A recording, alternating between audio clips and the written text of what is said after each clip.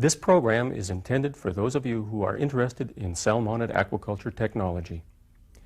We will look at salmon and trout aquaculture research that is being done to develop the performance potential of these species in Newfoundland aquaculture operations. My name is Vern Pepper. I'm a fisheries biologist with the Department of Fisheries and Oceans. This instructional video demonstrates some of the techniques involved in developing domesticated lines of salmon and trout for use in commercial aquaculture operations in Newfoundland and Labrador. Rainbow trout and Atlantic salmon are two of the most common species of fish grown in aquaculture operations today. Many of these salmonids mature at varying sizes. During the maturation process, changes occur in the external appearance of the fish. These changes are accompanied by deteriorating flesh quality and growth performance. This can reduce the economic viability of a fish farm. In this video, we will examine a technique that can alleviate some of these problems experienced with salmon and trout aquaculture and assist in making aquaculture operations more competitive. In Newfoundland, scientists, fish farmers, and government have cooperated in researching methods to improve the performance characteristics of Newfoundland salmonid stocks by manipulation of the reproductive cycle. The triploid fish, which are produced by the manipulation, grow continuously and do not mature. When triploidy is induced, an extra set of chromosomes is provided to each cell. The method may be used to overcome normal reproductive development, as triploid salmonids do not have functional reproductive organs. It takes several years to develop a production stock of triploid fish, as the technology requires all female broodstock to be produced. In order to explain how this is accomplished, we have to look at some basic biology. Normally, wild fish are diploid, which means that they have two sets of chromosomes within the nucleus of each of their body cells.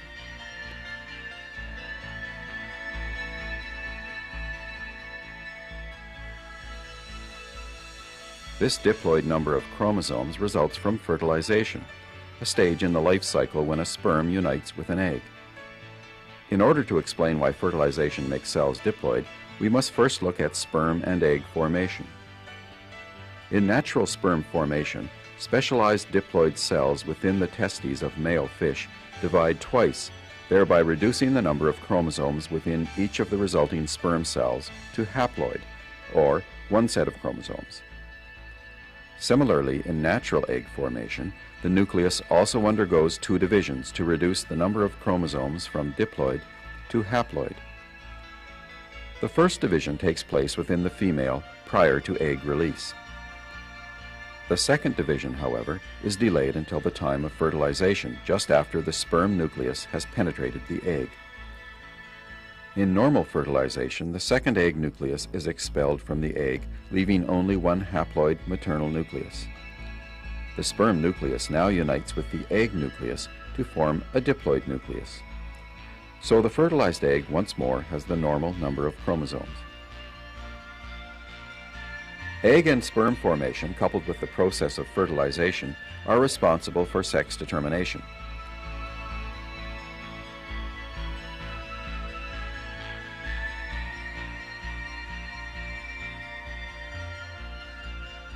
Whether a fish is genetically a male or female is determined by its sex chromosomes, of which there are two types, an X chromosome and a Y chromosome.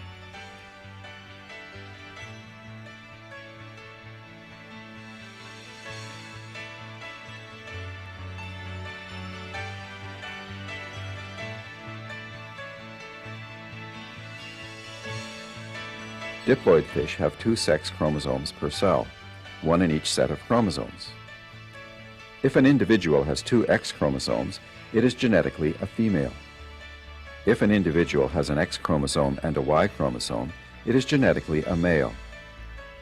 In sperm and egg formation, the sex chromosomes are separated so that each sperm or egg receives only one sex chromosome.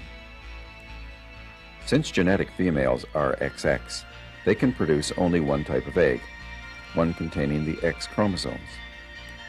Males, however, being XY, can produce two types of sperm in equal numbers, half containing the X chromosome and half containing the Y chromosome.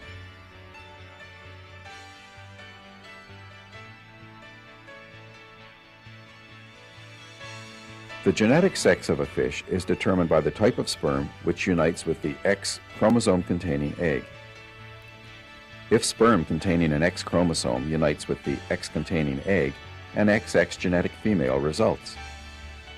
If sperm containing the Y chromosome unites with the X-containing egg, an XY genetic male results. The phenotypic sex of a fish, however, can be altered by hormones. If genetic females, for instance, are fed food containing the male hormone methyltestosterone immediately after hatching and for a prolonged period thereafter, they will sexually develop into male fish. These genetic females who have been hormonally transformed into males produce only one type of sperm which contains the X chromosome. This sperm is capable of producing only females when it combines with the normal X chromosome-bearing egg and is sometimes called female sperm. The ability to produce only females is critical in improving product quality. Only triploid females are advantageous to aquaculture because they do not undergo reproductive development. Organisms that do undergo reproductive development, such as the triploid males and normal males and females, divert their energy away from growth into the production of eggs or sperm. Female triploids devote all their energy to growth, allowing them to develop thicker body walls and richer coloration. Also, reproductive fish suffer from a deterioration of flesh quality when they become sexually mature, but triploid females can be marketed anytime. As you will see in the following presentation, all female triploid lines of Atlantic salmon and Arctic char and rainbow trout are being evaluated in Newfoundland. The process of developing all female triploid fish begins by weighing out starter feed and coating this feed with small doses of male hormone. The feed is fed to young fry for several months. Genetic females among these fry will be transformed by the hormone into fish which have male sexual characteristics. When sexually mature, 2 to 3 years later, the transformed females will produce testes instead of ovaries. Sperm extracted from transformed testes will contain only the female determining X chromosomes. Eggs from diploid females are fertilized with the sperm from transformed females, resulting in offspring, all of which are female. If the fertilized eggs are subjected to high pressure, an extra set of chromosomes is retained. As the progeny will be triploid females, they will be both incapable of reproduction and they will not produce maturation hormones. We must now proceed to the marine fish farms to collect all female broodfish. These fish were transformed 2 to 3 years ago, and we can now obtain eggs and female sperm from the stock to initiate the fertilization and triploidy induction process. The salmon in these pens must be checked weekly, and right males and females removed and stored in tanks on board the barge for transportation back to the hatchery. Similarly, these large 20-pound rainbow trout broodfish are being sorted with respect to sex and state of maturity. The Arctic char broodfish are sacrificed on site, sorted on ice, and eggs and sperm collected later. At the stripping shed, eggs from normal diploid females are collected and are used to produce either all-female diploid or all-female triploid lines. For production of triploid fish, we use testes obtained from transformed female fish. The spermatozoa extracted from these testes will carry only X chromosomes, and eggs fertilized with this milt will only produce female fish. The sperm being hand-stripped from this normal genetic male will not be employed in producing the main production line of fish, as the progeny will be half male and half female and capable of reproduction. For practitioners that are sex-reversing a mixed-sex population of fish for the first time, as opposed to an all-female population, there are a number of diagnostic features of the gonad that must be recognized to distinguish the testes of a normal male from those of a transformed female. The distinguishing characteristic present in this salmon or trout testes is the hermaphroditic condition. Here, small egg masses are associated with the testes. The testes from many sex-reversed fish do not have a sperm duct. These fish cannot be stripped as is usual with the normal males shown previously. Therefore, the spermatozoa must be extracted manually by extruding the chopped testes through a filter material and suspending the viscous material in an aqueous extender solution that controls sperm activity before it is used to fertilize eggs. The eggs and milt from a number of parent fish are first pooled so that there is an ample volume of eggs to fill the pressure chamber. We also want to ensure a sufficiently broad genetic base for the broodstock and future generations. After fertilization, the eggs must be washed and allowed to sit at a precise temperature for a critical interval before they are placed in the pressure chamber. The eggs are placed in an egg basket that is lowered into the water-filled pressure chamber. The plug is screwed down and tightened in place while excess water is bled off. After the bleed valve is closed, a foot-operated hydraulic pump pressurizes the water in the cylinder. Depending on the species of salmonid, pressures of between 9,000 and 10,000 pounds per square inch are applied for a duration of 5 minutes, somewhere between 25 and 35 minutes after fertilization. After the eggs are removed from the chamber, they are water hardened, surface disinfected, and set down in hatchery incubators. Many of the white dead eggs shown are a direct result of the pressure treatment. A 12-hour mortality rate that is 45% higher than in non-treated eggs is a good indication that at least 98% of the surviving eggs will develop into triploid fish. Let us now summarize what has happened within the cells of the fish and with its chromosomes as a result of the previous procedures. Young fish from this first generation are given feed containing male hormone that transforms the females into males. When the transformed fish become sexually mature, they develop testes, the spermatozoa of which bear only the X sex chromosome. This sperm is extracted and stored in an aqueous solution that controls sperm activity. At the time of ovulation, and while the eggs are still in the female fish, the number of chromosomes within the egg is reduced through the natural egg formation process. Shortly after fertilization with the extracted female sperm, a second group of maternal chromosomes is eliminated, resulting in a diploid complement of chromosomes, half of which are derived from each parent.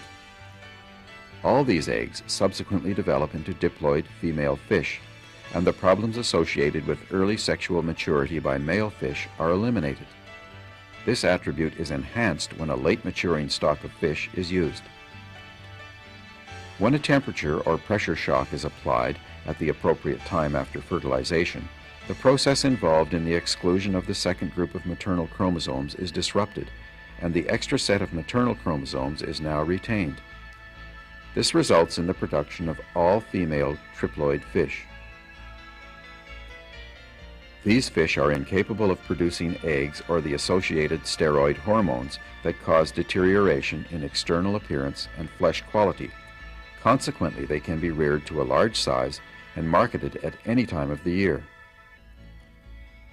There are additional points we should consider. It is important to realize that hormones are never applied to fish that will be marketed. Fish that are marketed are the offspring of those that received treatment with hormones. We are going to go now to the processing plant and observe some of the commercial benefits of growing sterile fish. The production of male triploid fish is not a commercially effective method of eliminating the problems associated with sexual maturity. Male triploid fish undergo the same steroid-induced deleterious changes as do diploid males. This is why the time-consuming preliminary process to develop a source of female sperm is a necessity. These are female triploid trout that have been reared in freshwater for 6 months and have spent an additional 18 months in the estuarine fish pens that we visited earlier. They are being processed here at weights between 3 and 4 kilograms. The fish portrayed here is the type of fish most economically beneficial as a production fish. It is a sterile, triploid fish. It has very good outside color and a thick body wall which makes it more appealing to the buyer. The gonads are very small, which means the fish has put very little food energy into reproduction. There is a minimal amount of gut loss on a fish of this type. In contrast, this fish is much smaller. When it reached this size, the fish started diverting most of its food energy and body weight into its gonads. As you can see, the body wall is very thin, and much of the energy was dedicated to the eggs and to supplying the bright orange color. With the triploidy process, we only get 3 or 4% of the fish developing this way. Presently, methods are being examined to utilize these eggs. But as of now, these fish represent a complete loss in production. Salmon and trout aquaculture requires use of stocks that grow well under the confined and artificial environments of hatcheries and rearing cages. The stocks must be highly tolerant of human presence around aquaculture operations. This is in marked contrast to wild stocks, which must be extremely wary to survive. A challenge for salmon and trout aquaculture is to enhance the fish characteristics that are desirable for artificial rearing and to suppress undesirable traits. This video has presented procedures to overcome commercial problems with early maturity in some stocks of salmonids being